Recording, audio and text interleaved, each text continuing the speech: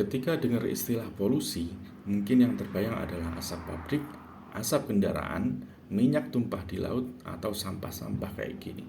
Tapi ada juga polusi yang nggak kelihatan, bahkan mungkin kita anggap normal karena udah biasa di kehidupan sehari-hari. Padahal dampaknya itu nggak bisa kita sepelekan. Apalagi kalau bukan polusi.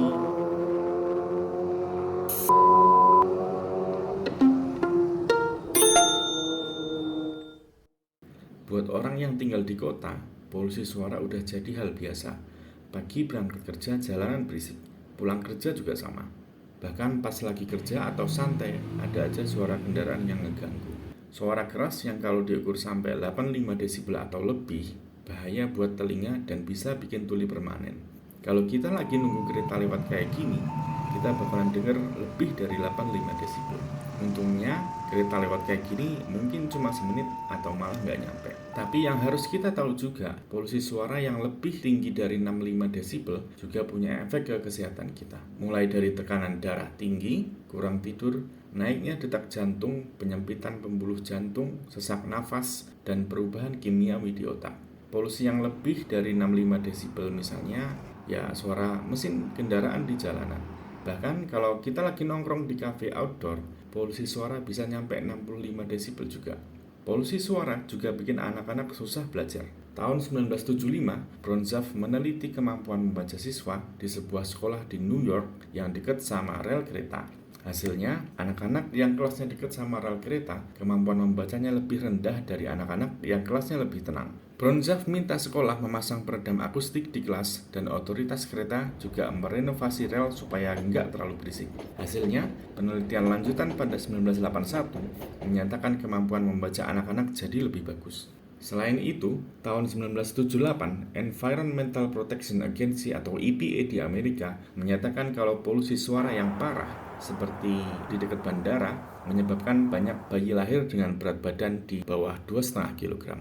Yang lebih ngeri, artikel yang sama juga menyebutkan ada korelasi antara polusi suara dengan kecacatan bawaan lahir seperti bibir sumbing, kelainan pada langit-langit mulut, dan kelainan tulang belakang.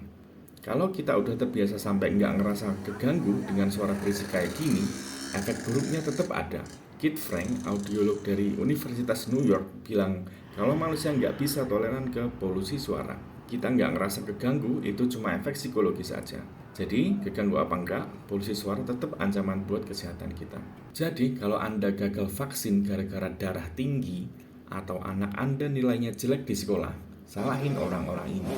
Atau salahin juga diri sendiri karena ngasih motor berisik ke anak.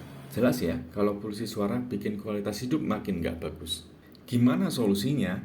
Kalau Anda tinggal di dekat bandara atau rel kereta, masang peredam suara di rumah mungkin jadi investasi bagus buat kesehatan. Tapi umumnya polusi suara di kota asalnya dari lalu lintas. Nah, mindset awal yang harus dibenerin adalah kota itu nggak harus berisik.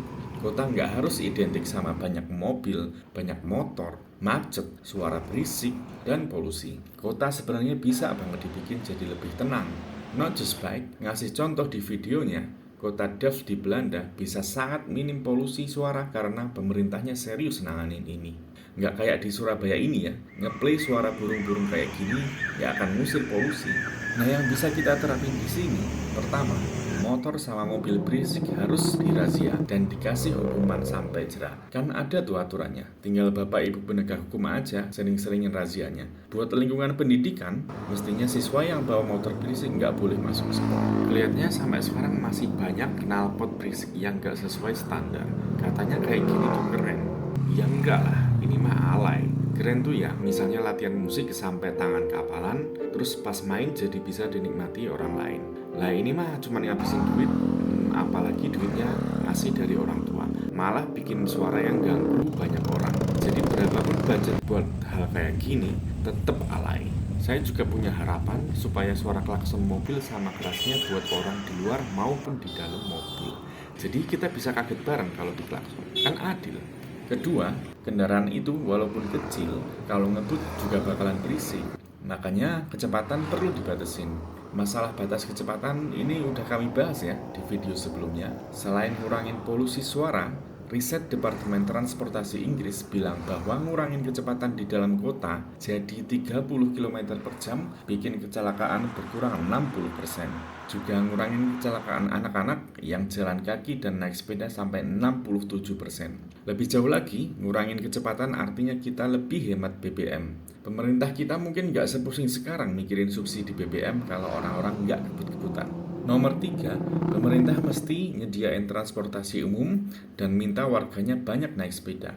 Karena dengan begitu, lebih sedikit mesin yang ada di jalan. Bis emang mesinnya juga bunyi, tapi kalau ada 10 aja motor berisik ini suaranya pasti lebih berisik dari bis. Kira-kira ngitungnya gini ya, kan mendingan 10 orang ini naik bis aja. Transportasi umum sama sepeda juga perlu buat nyelesain banyak masalah lain, nggak cuma polusi suara. Nah, kan enak kalau nggak berisik. Bisa main piano nih.